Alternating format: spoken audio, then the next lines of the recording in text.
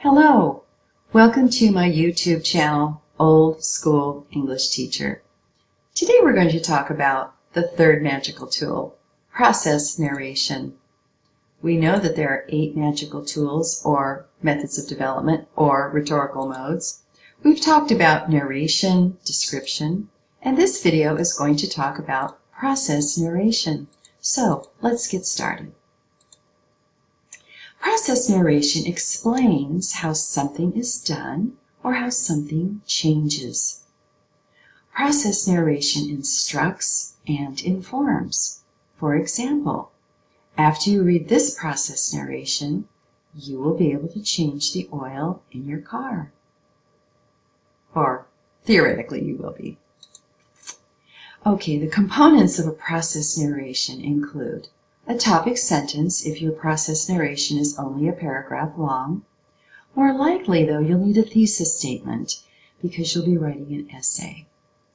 A process narration is organized by time and thoroughly explains a step-by-step operation. Sometimes pictures or drawings are needed for clarification.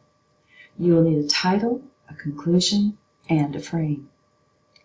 A process narration explains a step-by-step operation chronologically. It's important to list the tools or equipment that are needed at the beginning of the essay. Also, note hazards or common mistakes. Your readers will really appreciate that. Also, write in present tense. A process narration explains what to expect at each step in the process. A process always involves a change from one condition to another. It's important to explain unfamiliar jargon and to define unfamiliar words. Now, this is kind of tricky because you don't want to define words that your reading audience are familiar with, because that kind of is talking down to them. But then you want to define words that they might not know, because if you don't, then they'll be lost during the process narration. So that's a tricky place to find, but with writing and rewriting, you find that sweet place. Also, use simple and precise language. Write a conclusion that creates a sense of closure, describing the end result and informing your reader that the process is complete. I have kind of a lengthy essay, and I apologize ahead of time, but I felt it was important to have a full essay in order for you to understand the various components of the process narration. The title of this essay is Every 80,000 Miles. Before I left for college, my dad taught me how to change the oil in my old Honda Civic. If you follow these steps, you can change the oil in your car and save yourself a lot of money.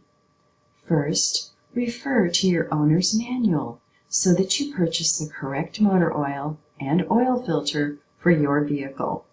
You will also need a catch pan, a 6-point socket wrench, an oil filter wrench, an old rag, a new oil filter, an oil funnel, and an airtight container with a screw-on cap.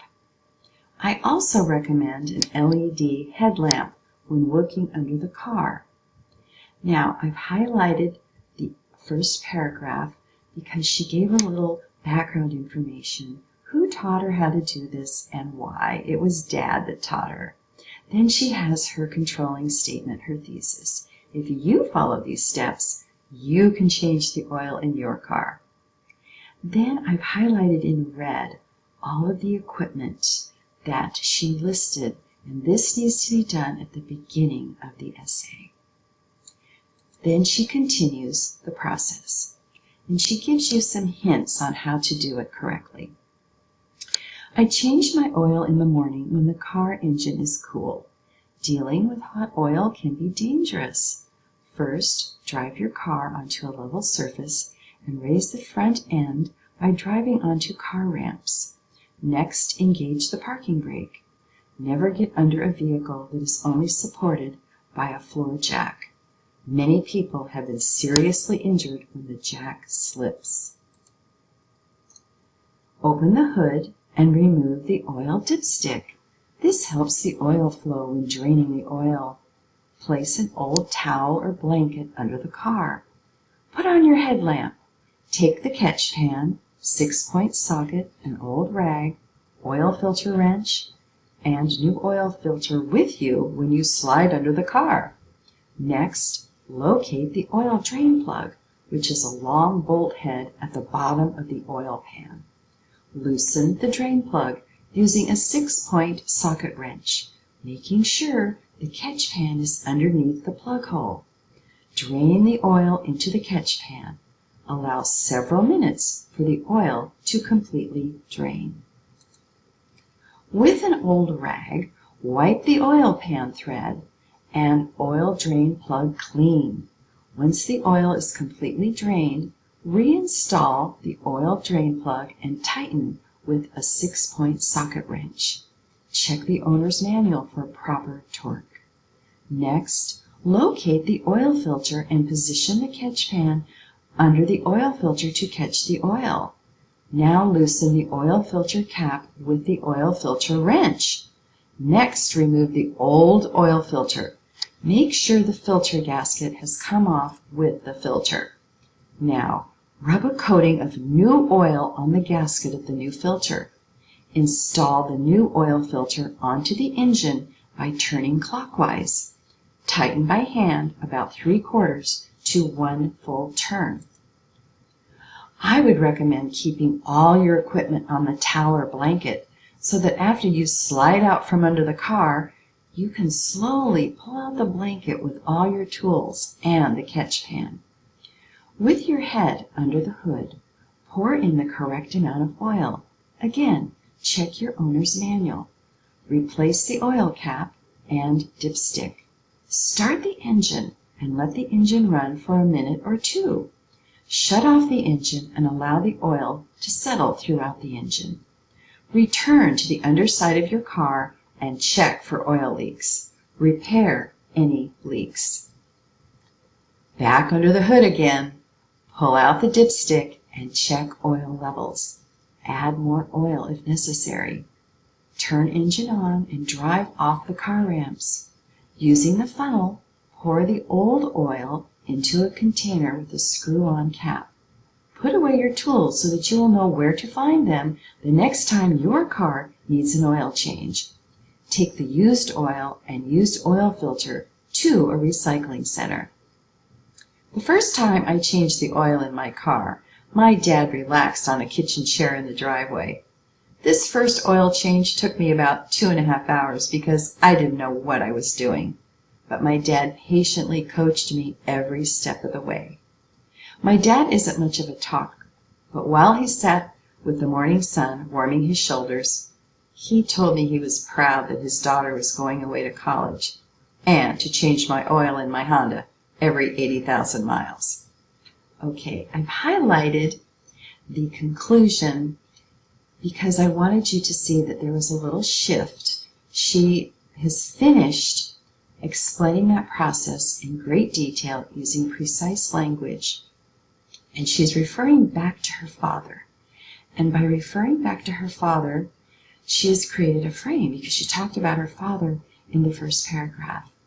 Her title was Every 80,000 Miles, and that's also the last 4 words in her essay. So she's created a nice type frame.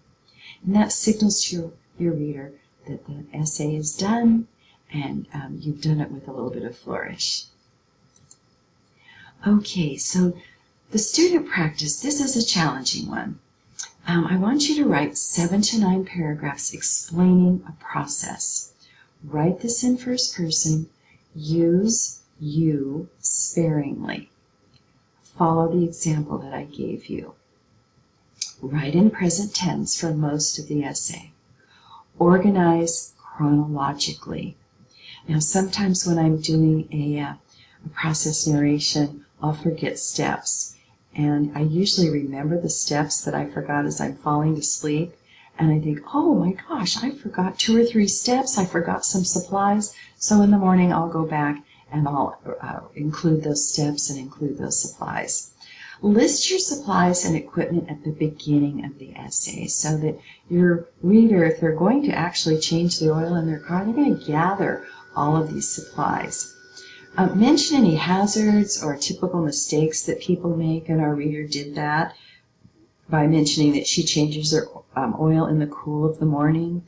She doesn't use a jack, she uses car ramps, so those were really good suggestions. Are pictures or drawings needed? If you're not familiar with a process, those pictures and drawings might be really, really helpful. Remember, you're going to need a title, a thesis, and a concluding statement. Include a frame because that is indicative that you're paying attention. You've added a little extra polish to your writing. Okay, so what do we write about when we're going to do a process narration? Well, you can really write about anything. Were you once a very anxious person and now you're very relaxed? Well, you could write about how you brought about that change within yourself. Were you once a couch potato and now you are physically fit? You can write about that process. Are you really good at buying and selling things on Craigslist? You can write about that. So you get the idea. You can write about anything that you're really familiar with and that you're quite good at. Now there's a little, part of this can be tricky because sometimes when we're really good at something, we forget to mention steps, we forget to mention equipment or supplies that we might need. So that's why it's important to write these things down. When I do any kind of writing, I like to cluster and free write to generate ideas, to get my imagination going. And that's how I discover a topic. So write about what you know, and you probably know a lot of things, so the challenge will be to narrow it down to one topic. After you've narrowed it down to one topic, create a little scratch outline. Number the steps, say 1 to 10 or 1 to 20, depending on the process, and create a chronology. Do you need to do a quick fact check to make sure that you are teaching the right steps in the right order? Define unfamiliar terms. That is very important because you don't want to lose your readers before you even get started. Use specific and concrete details. Remember in our example, she was very specific in what kind of wrench to use, and that you wanted to store the old oil in a bottle that had a cap on it. So she was very, very specific. Okay, now I always like to think, okay, what could I use? How can I use the process narration out in the real world? And I've come up with 4 ways, and there's probably a lot more than 4. But the process narration is wonderful for teaching someone a skill. So say someone's come over, you make fabulous quiche, and you're going to teach them how to do it. And so they're going to see you do things that aren't in the recipe, that you use a special organic cream. You use a special imported cheese. You have purchased a special pan at Williams and Sonoma. You get the idea. There's very specific things that you do to make this quiche just the very best quiche in the world. So, and you will write all this down in the order that you do it. And, or you're explaining a process at work.